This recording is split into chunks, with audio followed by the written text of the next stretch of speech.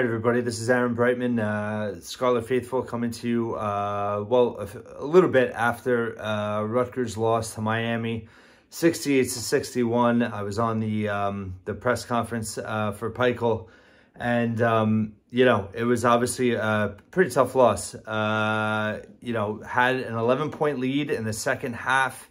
You know, I thought it was a great adjustment after the half, you know, really getting Cliff involved. He was dominating. Miami did a really good job of front-facing him, moving forward, and kind of took him out of the game. I thought that was a big difference. You know, Cam Spencer obviously had his worst game as a Rutgers player.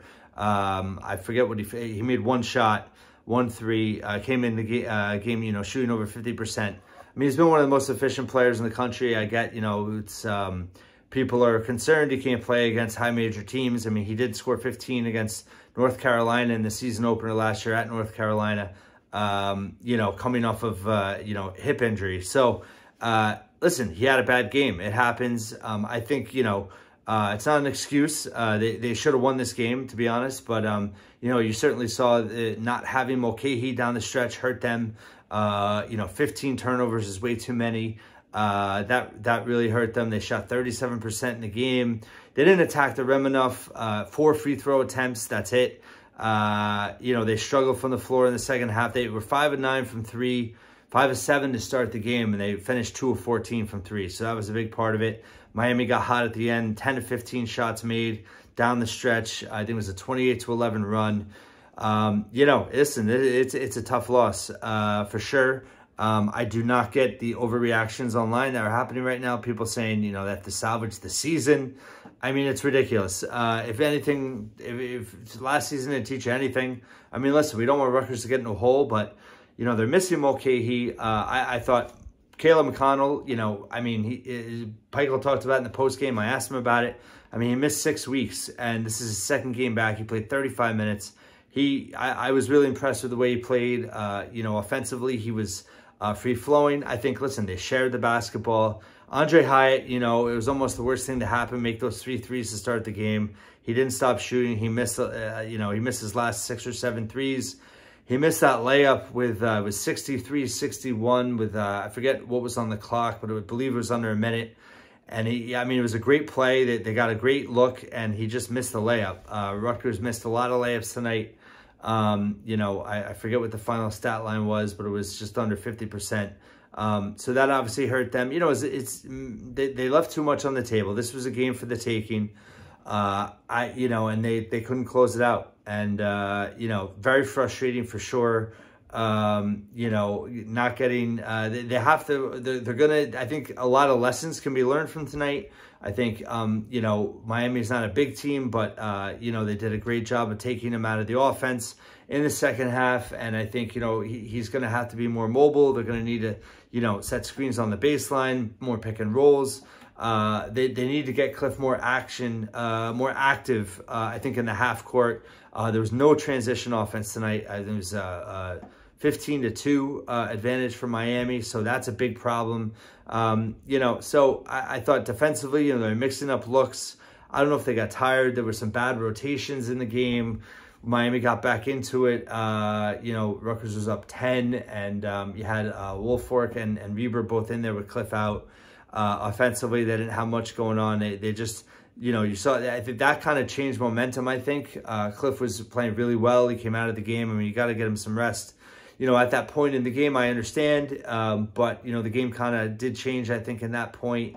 Rutgers, I think it was 2 turnovers in a row. Miami hit a couple shots, and it got down to 5. And, you know, they started to get some confidence. The crowd started to get into it. So, you know, I think there is some encouraging things from this game. People don't want to hear that. You know, I've seen Pikel a lot after games, and he was actually, you know, very positive about his team after this game.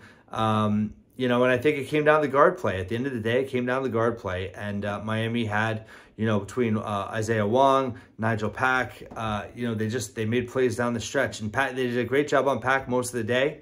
And then he hit a couple big threes down the stretch and kind of changed the dynamic there. And, you know, it slipped away.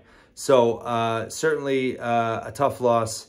But I do not understand the mentality that, the season's on the brink already. Listen, this team's played a lot better than Rutgers did last year at this point. This was certainly one you would have liked to have. It would have been probably a Q1 road win that, they let slip away. So now you come home, 2 days rest. You host Indiana, who's going to be playing North Carolina right now. Huge game. Great opportunity to get back. But get your first quality win of the year, and a huge one at that. That would just change the whole narrative of the season right there. Then you go to Ohio State. I would not be surprised if they lost these next 2 games. And then you come home, and yeah, I agree that, Seton Hall and Wake Forest, you got to win both of those games at home. You go 2 and 3 in this stretch. It's obviously not ideal, but it's not devastating. I don't get the whole, 1 and 4 would certainly be tough. Will Paul Mulcahy come back during this stretch before it's over? I think he will. We got a little more information in the post game. It is a stinger. I think, Peichel said basically once his arm starts to feel better, he can be cleared for contact. I think that's part of it. So, he was at shoot around today. Obviously, me personally, I can't fully judge this team until he's back. I think McConnell, this is just his second game. I was really encouraged with how he looked offensively. He competed with, cover Isaiah Wong, your second game back. But I really like the way Caleb looked tonight. I thought, the team was a lot more active in the half court, but they settled for jump shots down the stretch. They could not get penetration. They could not get ball at cliff. And, Miami hit shots. So it's not really that complicated. Definitely a tough loss. And, we'll see what happens. Saturday's a huge game, of course. But, it's still a young season. This is still a team that's coming together.